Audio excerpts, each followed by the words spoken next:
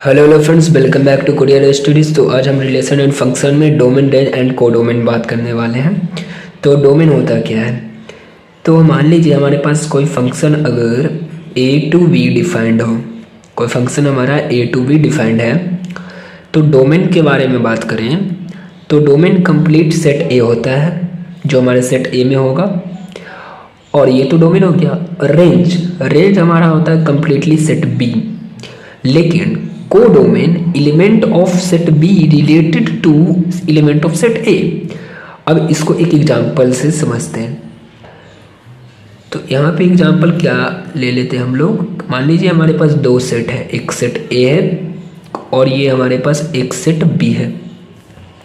अब ए सेट में मान लीजिए 1 2 3 5 7 ये हमारे एलिमेंट है, और सेट बी में मान लीजिए एलिमेंट हो गए हमारे ए बी सी, यहाँ पे वाई कुछ एलिमेंट है सेट बी के। अब यहाँ पे हम लोग क्या देखते हैं कि जो हमारा डोमेन होगा इस फंक्शन में, डोमेन वो तो पहली बात डोमेन जो होगा हमारा इस फंक्शन का वो कंप्लीटली सेट ए होगा, मतलब कि 1 2 3 5 7 ये हमारा डोमेन हो गया। अब जो रेंज होगा इस फंक्शन का वो कंप्लीटली सेट बी होगा। सेट बी का मतलब ए बी सी बाई। ये तो डोमेन और रेंज की चर्चा की है हमने। अब कोडोमेन क्या होता है? तो कोडोमेन यहाँ पे जो फंक्शन का है वो क्या है? मान लीजिए यहाँ पे अब मैं एडर डायग्राम बना लेता हूँ। Function A to B defined है यहाँ पे। अब कोडोमेन क्या होगा यहाँ पे? कोडोमेन मान के चलिए यहाँ पे मान लीजिए फंक्शन ये जो 1 है, 1 का इमेज ए है, 2 का इमेज बी है, 3 का इमेज भी ए है, 5 का इमेज वाई एंड 7 का इमेज सी है। तो यहाँ पे हमारा कोडोमेन क्या है? कोडोमेन जो इमेज यहाँ पे हमने सारे ले लिया सेट ए और सेट बी। सेट ए का हर एलिमेंट यहाँ पे सेट बी के साथ रिलेटेड होना चाहिए। सेट बी के हर एलिमेंट के साथ नहीं, सेट हर ए का हर एलिमेंट सेट बी के साथ रिलेशन रखे तभी वो फंक्शन। तो ये तो पहली बात फंक्शन है ना, ये रिलेशन भी है। अब कोडोमेन के बारे में चर्चा करें, मतलब element of set B related to element of set A. तो सेट बी के कौन कौन से एलिमेंट सेट ए के साथ रिलेशन बनाए रखे हैं। एक और भी हम लोग ले सकते हैं, यहाँ पे मान लीजिए जेड ले लेते हैं, तो ये रिलेशन में नहीं है अगर, तो यहाँ पे भी हम लोग जेड ऐड कर देते हैं। ये हमारा रिलेशन में नहीं है जेड। रिलेशन में कौन कौन है हमारा? A B C and by.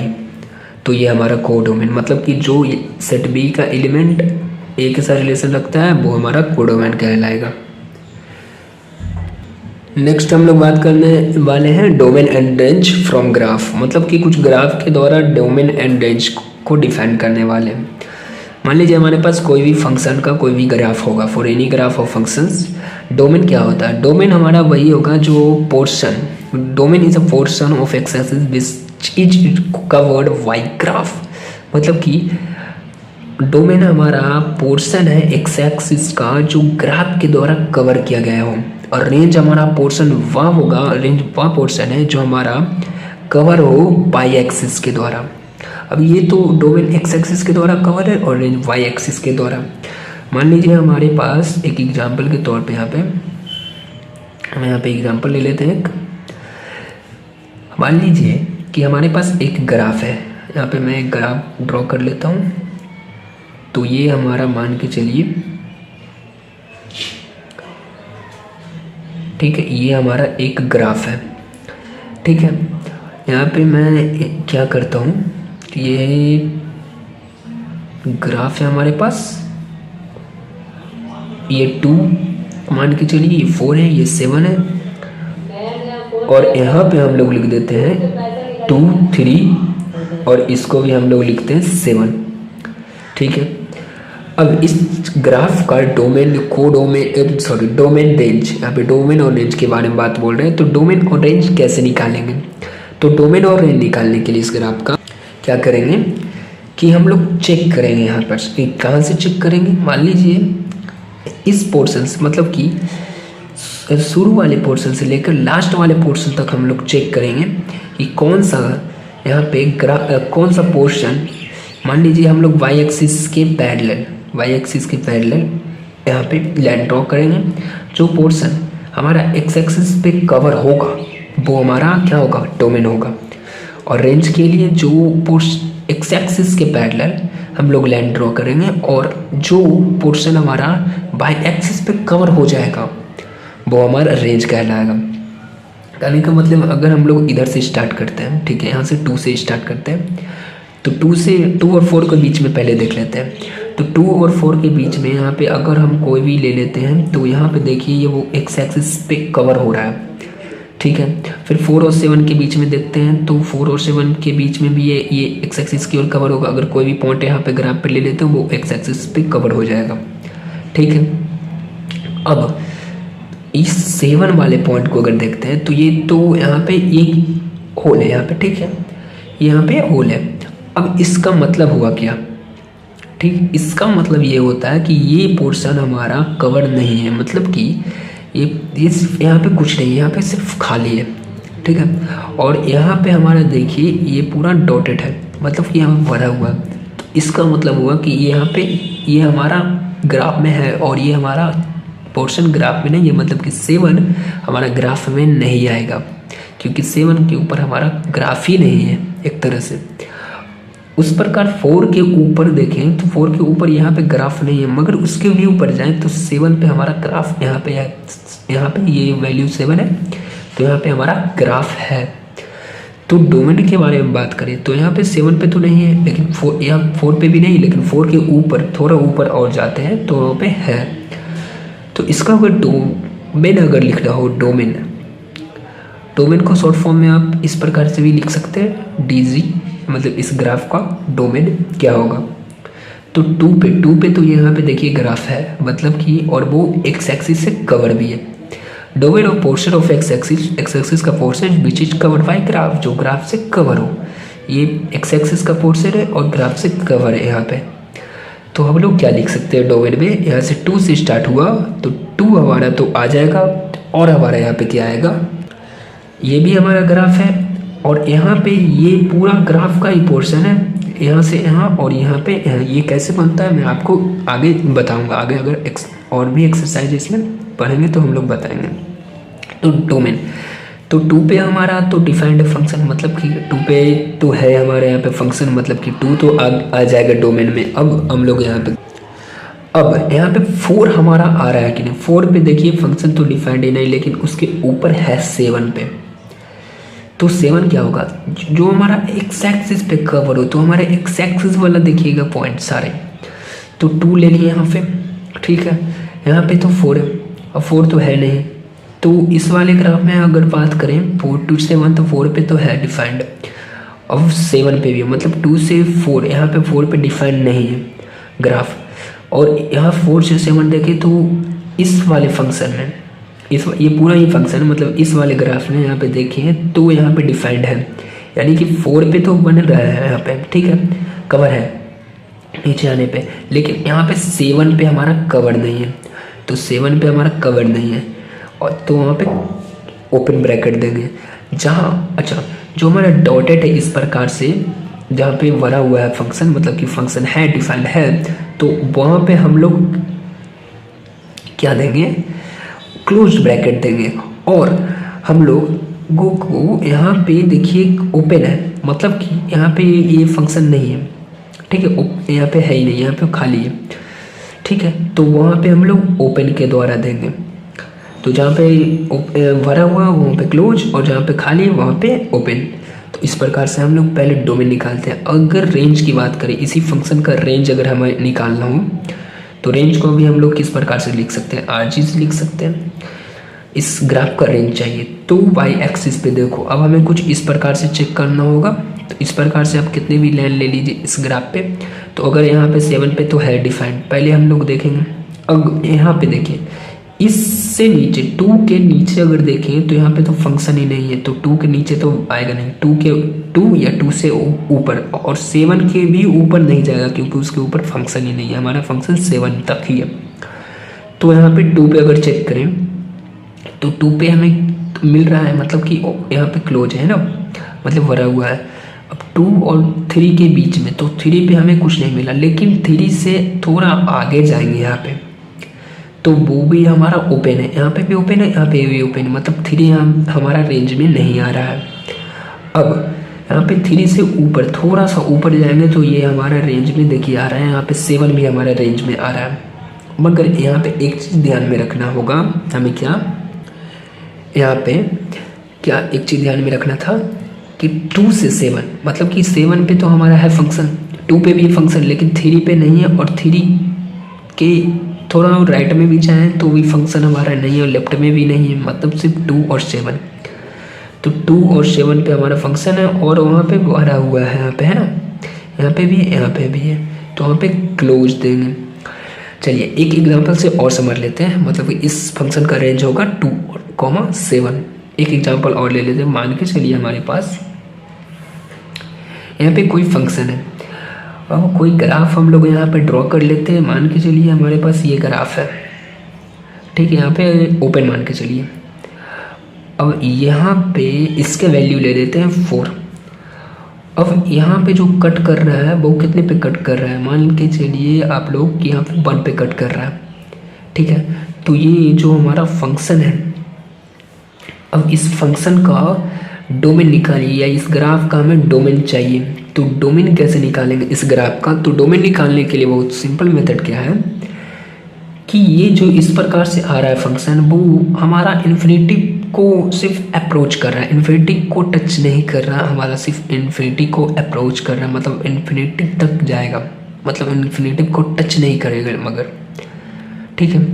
अब यहाँ पे 1 पे ये ग्राफ कट कर रहा है, और यहाँ पे क्या है, यहाँ पे तो फंक्शन ही ख़त्म हो गया, यहाँ पे फंक्शन ख़त्म हो गया, यहाँ पे फंक्शन डिफाइंड भी नहीं है। 4 पे देखिए यहाँ पे फंक्शन है ही नहीं, जहाँ पे ये क्या होल है ना, अब यहाँ पे फंक्शन है ही नहीं, तो जहाँ पे इस प्रकार से रहेगा। अगर यहाँ पे डॉटेड रहता, मान लीजिए यहाँ पे कुछ इस प्रकार से रहता, तो यहाँ पे फंक्शन है और उसका वैल्यू कितना होगा, 4 होगा, लेकिन यहाँ पे फंक्शन नहीं है। अब तो वाई एक्सिस के द्वारा देखिए यहाँ पे कवर है, तो ये भी है, सॉरी एक्स एक्सिस के द्वारा यहाँ पे भी है, यहाँ पे भी है, यहाँ पे भी है, इन्फिनिटी तक है, लेकिन इन्फिनिटी पे नहीं है, सॉरी इन्फिनिटी पे टच नहीं कर रहा है ग्राफ इन्फिनिटी को टच नहीं कर रहा।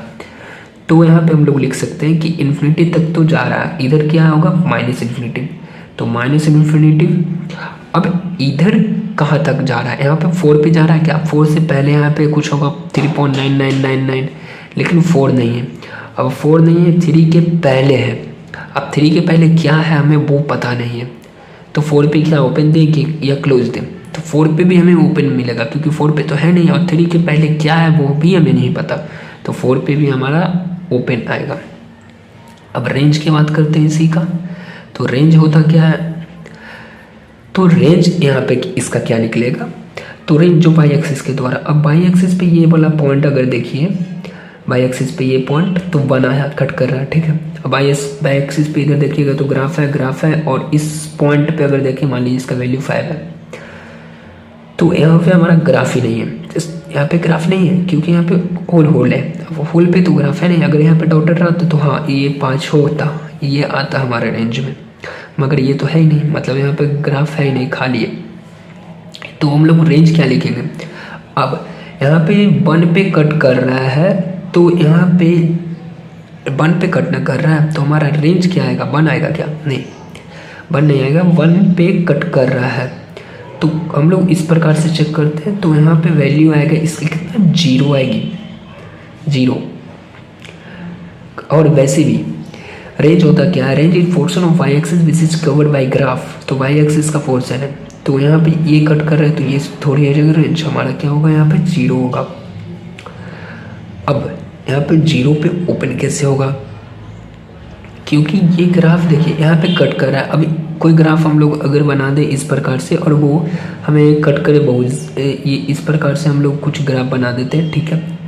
मान के चलिए ये हमारा ग्राफ है, अब ये तो एक्स एक्सिस को हमें कितने बार कट कर रहा है, 1 बार 2 बार, तो मतलब ये भी हो जाएगा, ये भी हो जाएगा, नहीं ऐसा नहीं होता।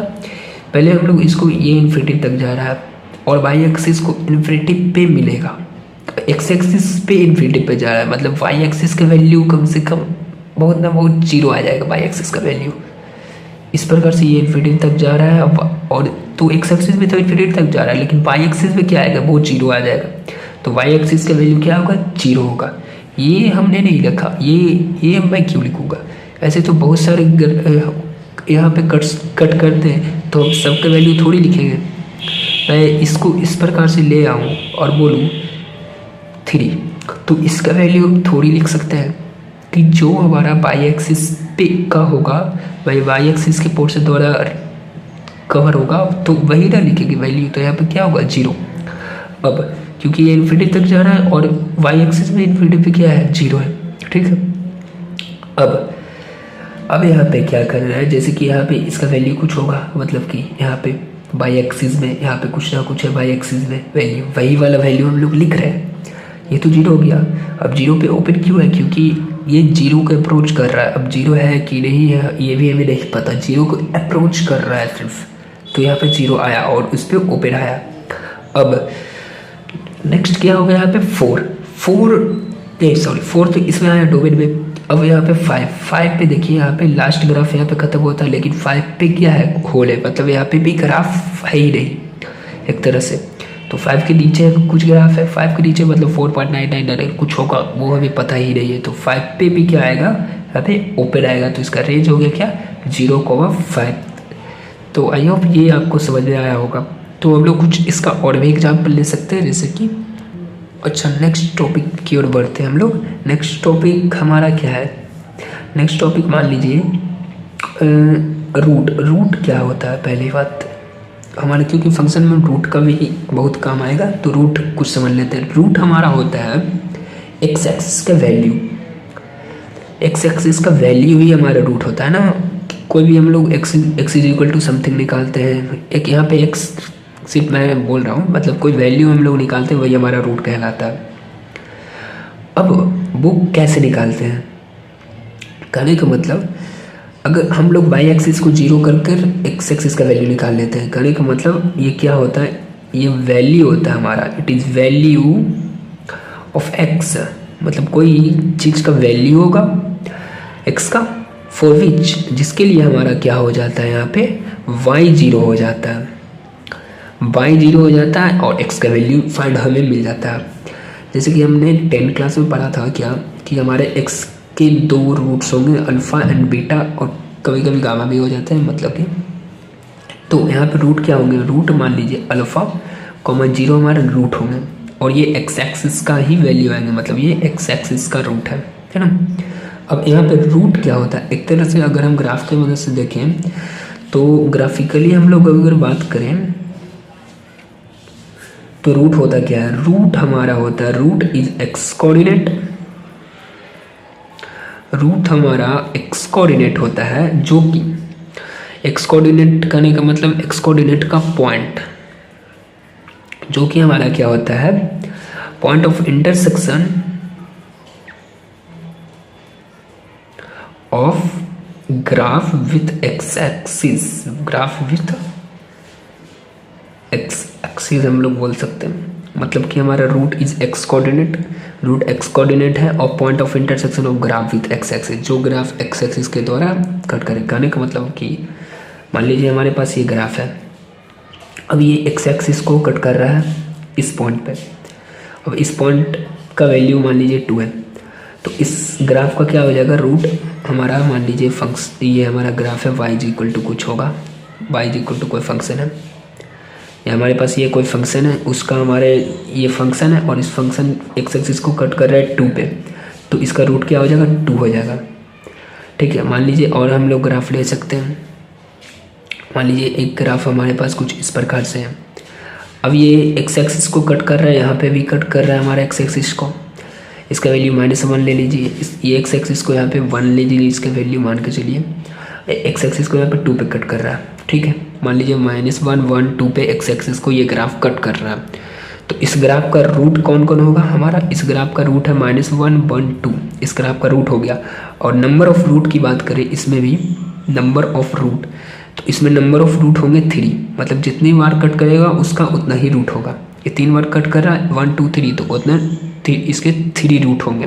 तो इसमें और क्या, अगर किसी भी ग्राफ का मान लीजिए ग्राफ था, अब इसका मैक्सिमम मिनिमम वैल्यू कैसे निकालते हैं, मतलब कि मैक्सिमम और हमें चाहिए क्या, मिनिमम वैल्यू फाइंड करने को। तो मैक्सिमम और मिनिमम वैल्यू किस प्रकार से हम लोग निकालते हैं इसमें, मान लीजिए हमारे पास एक ग्राफ है, एक ले लेते हैं ये ग्राफ कुछ इस प्रकार से, ये हमारा ग्राफ हो जाएगा। यहाँ पे कोई पॉइंट है और ये पॉइंट -2 है मान के चलिए, और इस पॉइंट का नेम दे देते हैं 2, और यहाँ पे 4 है ये, और यहाँ पे 5 है, ठीक है। और ये वाई एक्सिस में यहाँ पे 3 है। अब ये कोई ग्राफ है।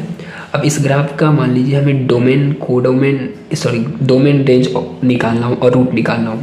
तो इस ग्राफ का डोमेन, इस फंक्शन का डोमेन की बात करें तो इस फंक्शन का डोमेन कहाँ से आ जाएगा, मतलब कि एक्स एक्सिस का पोर्शन, मतलब एक्स एक्सिस को इस ग्राफ कितना पोर्शन तक कवर कर रहा है, मतलब ये 2 भी कवर हो रहा है यहाँ पे, और यहाँ पे 5 भी कवर हो रहा है, और बीच में ये सारे पोर्शन देखिए कवर हो रहे हैं। तो इसका डोमेन तो हो गया कितना, 2,5, ठीक है।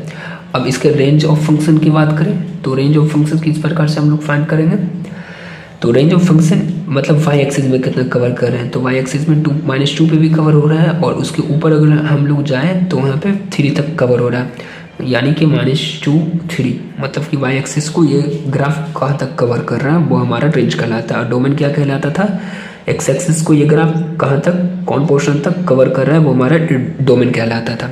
अब इसमें हम लोग रूट की बात करें कि इस ग्राफ के कितने रूट हैं, तो रूट इस ग्राफ के कितने हैं, जो एक्स एक्सिस को जितने बार कट करेंगे उतने रूट हो जाएंगे। तो इस ग्राफ एक्स एक्सिस को एक बार कट कर रहा है सिर्फ 4 पे, तो यहाँ पे इसका रूट क्या हो जाएगा, 4। अब एक्स एक्सिस को एक बार कट कर रहा है तो इसका रूट हो गया 4, और नंबर ऑफ रूट की बात करें तो वो हो जाएगा 1। इतने तो हमने अभी तक देखे थे। अब मैक्सिमम मिनिमम वैल्यू क्या होंगे, मतलब कि इस ग्राफ के मैक्सिमम वैल्यू और मिनिमम वैल्यू क्या है। तो इस ग्राफ का जो रेंज यहाँ पे हमारा है ना, रेंज का जो एक्स एक्सिस वाला इधर एक्स मान के चलिए, इधर वाई, ठीक है, ये इधर ए या बी, तो ए वाला हमारा हो जाएगा क्या, उसका मिनिमम वैल्यू, और ये हमारा मैक्सिमम वैल्यू, ठीक है। तो हमारे मिनिमम वैल्यू क्या है यहाँ पे, -2 और 3, तो यहाँ पे कुछ हर बार ऐसा ही आएगा, ये नहीं हो सकता कि हर बार ये ऐसे ही आए। तो यहाँ पे मान के मैक्सिमम मिनिमम वैल्यू कैसे निकालेंगे, तो यहाँ पर रूट कितना आया, 4। अब ये ग्राफ नीचे, सबसे नीचे जाइए इस ग्राफ पे तो -2 है, और सबसे ऊपर जाइएगा तो क्या है, 3 है। तो वही हमारा मैक्सिमम मिनिमम वैल्यू कहलाएगा। अगर यहाँ पे ओपन होता तो वो 3 आता नहीं, क्योंकि यहाँ पे ग्राफ ही नहीं है, उसका नीचे वाला जो होगा वही आएगा। मतलब कि इसका मैक्सिमम एफ ऑफ मैक्स अगर हम लोग बोलें तो यहाँ पे वो 3 है, और एफ ऑफ मेन हमारा -2 है। तो इस तरह से भी हम लोग बता सकते हैं कि ये -2 हमारा मिनिमम हो जाएगा, और इधर रेंज का जो ए बी होगा वो हमारा मैक्सिमम और मिनिमम दे देगा, फाइंड कर देगा। तो इस प्रकार से हम लोग किसी भी ग्राफ का मैक्सिमम मिनिमम वैल्यू निकालते हैं। तो आज के लिए इतना, नेक्स्ट लेक्चर में डोमेन एंड रेंज पे क्वेश्चन लेके आएंगे। तब तक के लिए गुड बाय।